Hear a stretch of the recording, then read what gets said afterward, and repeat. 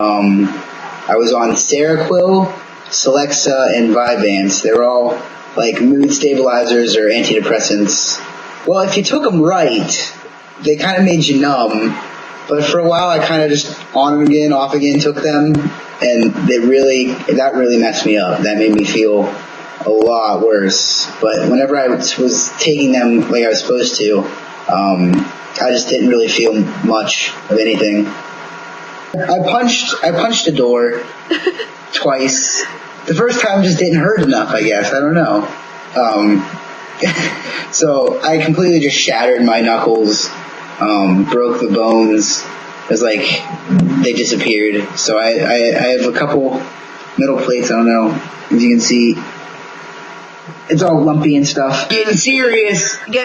The reason I think I went to Slippery Rock was I had no idea what I wanted to do with my life. I still don't, but I have a little bit more of an idea. But I went from planning to be a Marine and didn't even apply for colleges. I was like, whatever. Didn't take the SATs, nothing. I was like, no. My senior year, I'm joining the Marines. I'm just going to be just total grunt. I mean, I might change my career path, I don't know, but I might change my MLS, but I pretty much was just Marines all the way. And then I found out I had celiac, or I found out it affected me. So I was like, well, crap, they don't have anything I can eat at basic, which would pretty much screw me. And since it makes me suicidal, gluten makes me suicidal, and the whole point of Marine basic training is to break you down and make you feel worthless. So it's like, that's probably not a good, and then they're going to hand me a gun. So let's not do that. That's probably just a really bad idea. So I was like, well, crap, what do I do? And JJ, he joined the military, but then when he was coming back, he's like, I'm going to go to Slippery Rock. And I was like, because Casco's there. I'm like, okay, well, I'll go with you, since, I have no idea what I'm going to do with my life. I need college, so I'll just go where my friends are going. So I ended up going with JJ after I took a semester off from graduating to when I actually went. So I started in the spring. It was fun. I mean, I pretty much made all of JJ's friends for him. I kind of developed a thing for this girl, and, I could tell she wasn't really feeling it. She was feeling JJ. They kind of really dug in me, not so much about the girl, but I saw JJ pursuing her too, and knowing that how I felt about her, he knew, but he still kind of didn't try to even make an effort to not pursue her. I was always just really bitter with JJ, and I didn't want to be, because we've been friends for 5 years or so. So I was like, I don't want to feel this way, but I do. So that was always there, and I still was really torn up about the whole not being able to join the Marines thing. So that always kind of I had this a lot of stuff just kind of eating in my head, eating in my brain all the time. I was still freaking out about my future, freaking out about what I was supposed to do, feeling just a lot of stress, feeling like I was losing everything, all of my friends.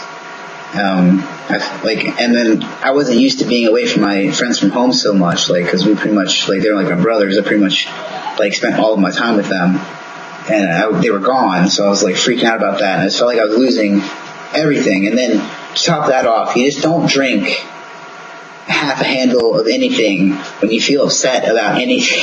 You just don't do it. But I did. And I was and I felt good. The night I got in trouble, I was drinking a lot. And I wasn't upset. But when you drink, a lot of the bad things that, you just feel about yourself and about what's going on in your life just kind of come up. That's what happened to me, because I always, I had this habit of just beating myself up all the time. Plus, just thinking about everything negative. And that's what happened the night I got in trouble, and the night that I pretty much just screwed myself, really royally. I ended up drinking way too much, and I had the option to go home that weekend, but I decided against it. All of my friends were like, come home. I was like, no, I'm just going to stay here and save money. It's fine. So I was at my friend's apartment. We were all drinking, and we somehow got separated. We were going to other apartments to visit other people and check out the party scene, whatever we could do. And then I somehow ended up getting split up from them. And I was like, you know what? I'm not that far. It's only about a 2-mile walk from my apartment. I can make it. It's no big deal. I mean, I'm pretty much blackout drunk. Can't even stand up, but I'll make it. Buses weren't running anymore. I was like, okay, I'm a tough guy. As soon as I turned away from their door, because I was standing at their door, like having this conversation with myself, and as soon as I decided to walk to my apartment, like I turned around and it was blacked out. I had no idea. Like I came to in the middle of a field and I was just like, what?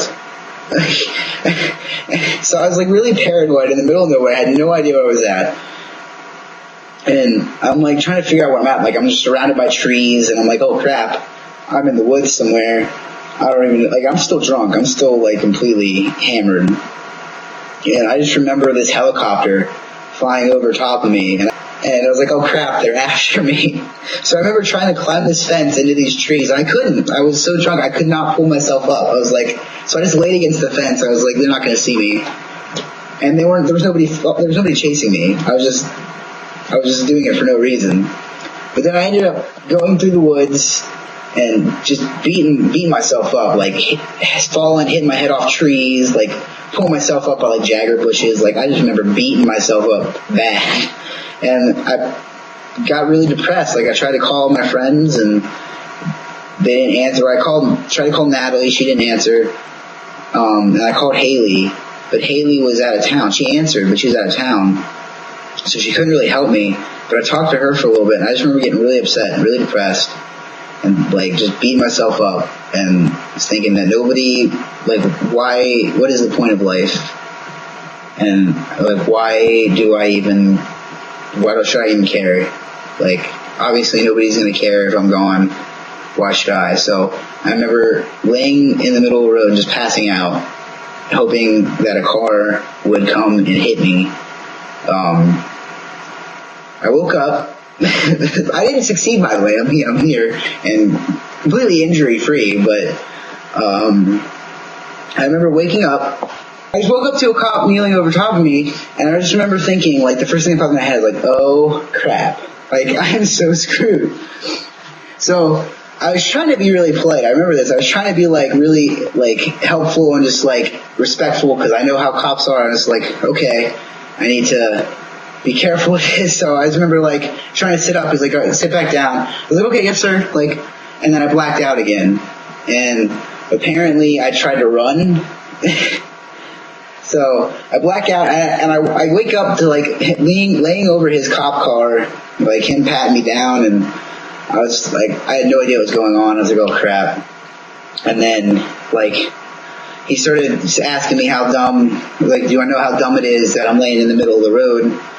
And I was like, yeah, maybe dumb. I just remember like thinking like, this is stupid. I was laying in the middle of the road on purpose. Like, you don't have to tell me this.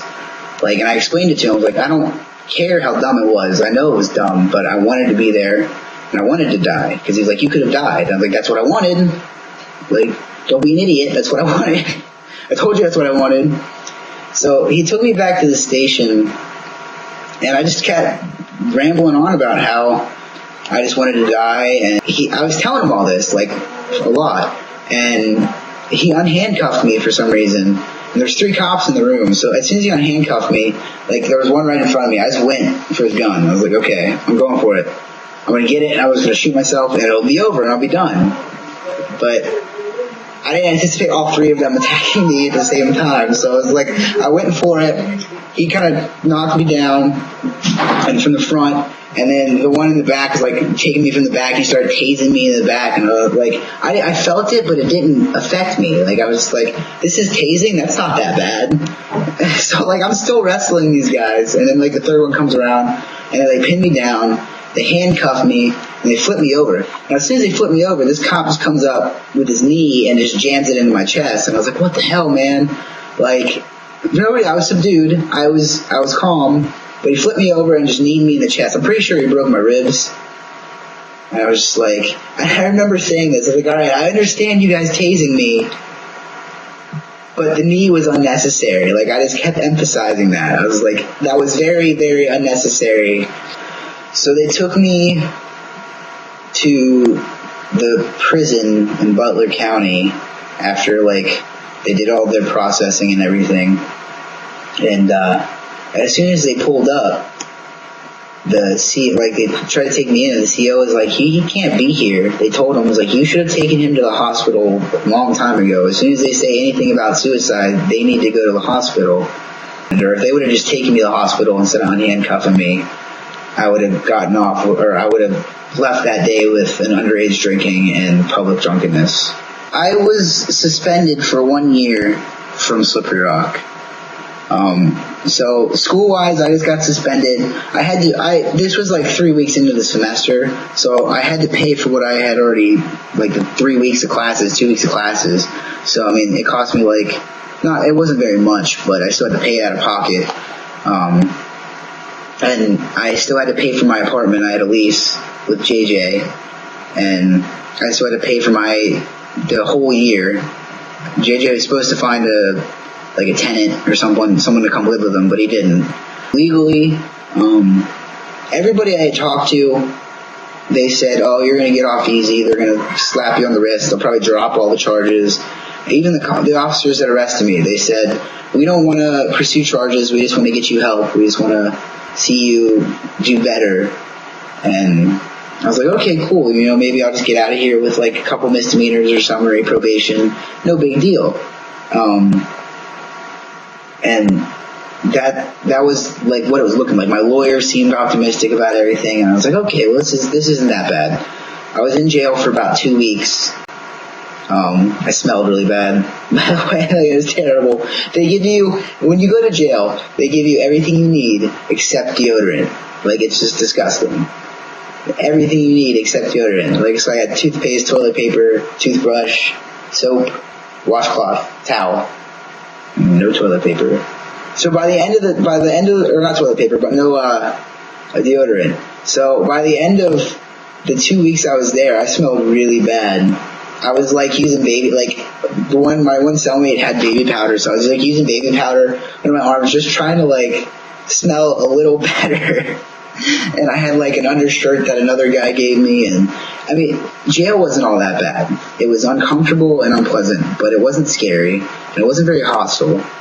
It was just an uncomfortable place to be. So I sat in jail for 2 weeks, and I got out on ROR, which is released on own recognizance. So instead of paying bail, the courts basically say I'm not a threat and I'm not going to cause any problems, and I'm going to show up for all my court dates. So we're just going to release him without bail. So that's what happened with me. I went to court maybe 6 times, 7 times over the last year. Nothing happened at any of them. We go, I show up, they say, all right, well, we still haven't made a deal, so we're continuing your court case. And then finally my lawyer called me, and he was like, yeah, they're not going to drop that felony. They're going to drop everything else and give you probation, but they're not going to get rid of that felony. And I tried so hard for them to get rid of that. I said I will sit in jail for months. For a couple months, I don't care. I'll take everything else. I just don't want that felony. I don't want that on my record. I want to have some sort of future. I mean, if the point of picking me up that night off the road was this help save my life and give me a second chance or whatever, they're really not doing that. If they were going to ruin my life, they should just let me do it myself.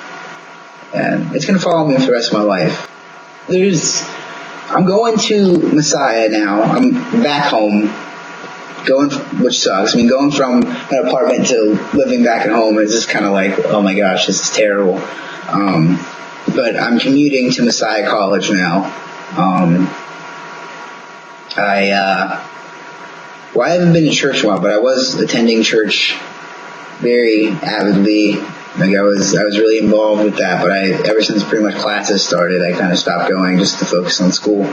Plus I go to a Christian college, so I mean, I have a Bible class, so I kind of get a little devotional and stuff in there. I'm seeing a counselor, and I work part-time at Giant, local grocery store. I mean, if you ever need groceries or anything, I work there. Can't get you any good discounts because I don't even get discounts, but if I could, I would.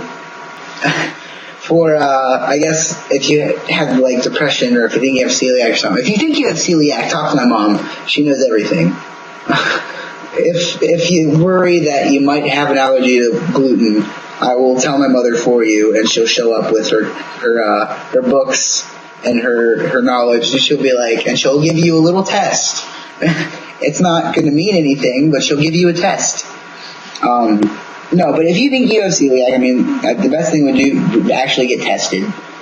But it really doesn't affect that many people like it affects me, like neurologically, most of it. And if you're depressed, I don't know, like just talk to people that are qualified or older than you. Your friends can only do so much. I mean, like, yeah, it's good to confide in your friends, but a lot of them, they don't do the right thing. They try to, but they don't. I don't know. It's good to talk to them, but find somebody else to talk to as well. Just don't drink too much. I'm not going to sit here and say don't drink, because, like, I like drinking. I haven't since I got in trouble, and I can't, because I can't be on probation and everything, but, like, just moderation. Like, I look back and look how stupid I was. Like, I tried to outdrink people. Like, I made it a competition. I was like, I can drink more than you, faster than you. And I just got completely blackout drunk all the time. Like, I was always, like, really drunk when I drank. That's not the point of drinking. Like, you're not supposed to do that. I didn't know that. But if you drink more than 5 drinks at a time, you're considered binge drinking, and that's an form of alcoholism. And girls, if you drink more than 4, it's the same thing, which I had no idea. So, by those standards, everybody that's watching this video is probably an alcoholic.